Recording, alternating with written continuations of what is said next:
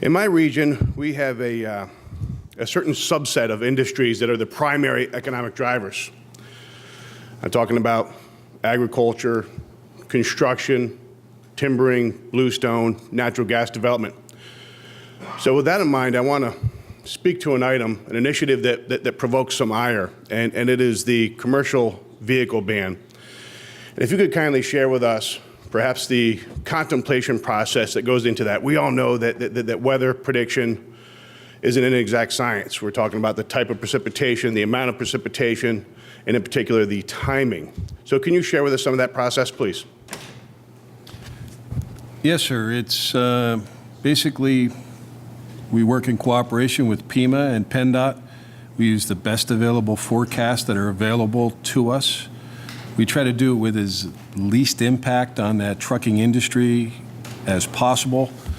It is something that is really not new, the commercial vehicle restrictions. We've had them for decades, all the way back into the Valentine's Day snowstorm, for an example.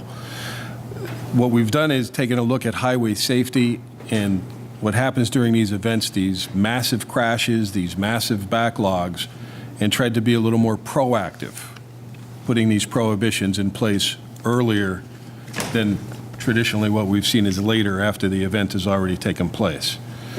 It is a process in motion. We're refining it as we go forward with those entities of PEMA and PennDOT.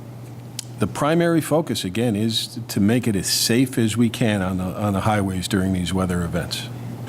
So I can certainly understand and appreciate that premise, but I'll give you an example. Let's say we have a vehicle ban that goes into place at 10 o'clock, but the storm does not begin to manifest until early afternoon.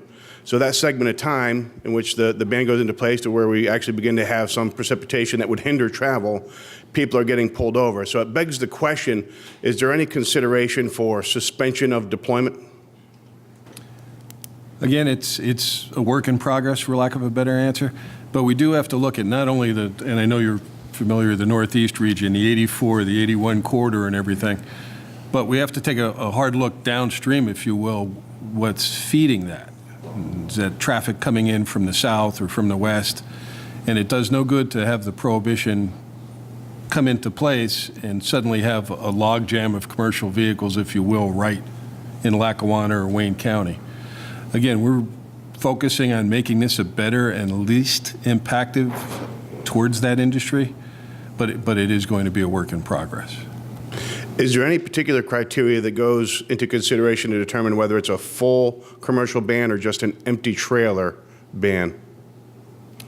More than anything, it's driven by the prediction on the weather event itself.